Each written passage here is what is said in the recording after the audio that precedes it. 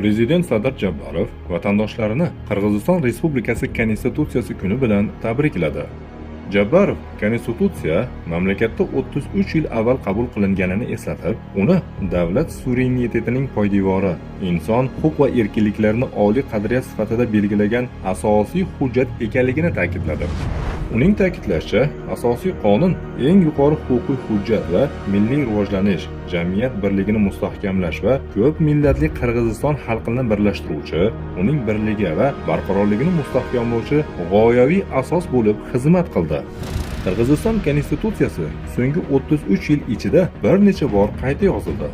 Qirg'izistondagi asosiy qonunning har bir yangi tarixi yana bir inqirozga munosabatni aks ettirdi. Konstitutsiyaga o'zgartirishlar ko'pincha rasmiy ravishda barqarorlik uchun kiritilgan, ammo amalda bu ko'pincha yangi nomutanosibliklarga olib keldi. Qirg'iziston Konstitutsiyasining voqeasi dunyoviy. U inson tomonidan yaratilgan konstitutsiya bo'lib, unga o'zgartirishlar va tasdiqlashlar kofir g'arb va uning xalqaro tashkilotlari tomonidan belgilanadi. Bu konstitutsiyalarning barchasi shariatga ziddir.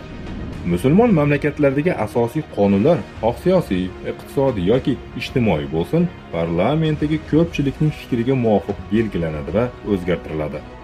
Ammo koinot va insonlar ustidan mutlaq hukmronlik, qonun chiqarish va boshqarish huquqi yolg'iz Alloh taologa tegishli.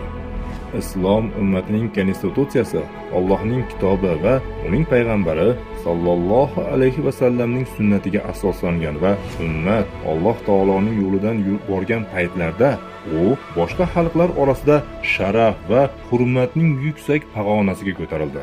Unga itoat etdilar, bo'ysundilar. Ummat hayotning barcha sohalarida barqarorlik va osoyishtalikda yashadi. Chunki u Robbisining kitobi bilan boshqarildi. Musulmonlar yagona islom davlatini barpo etmaguncha avvalgi buyukligi va hukmronligini hech qachon qaytara olmaydilar. Bu davlat Allohning kitobi va uning payg'ambari sallallohu alayhi va sallamning sunnatiga, ya'ni islom aqidasiga asoslangan konstitutsiya bilan boshqariladi. Alloh taolo marhamat qilib aytadi: "Va anihkum baynahum bima anzalalloh."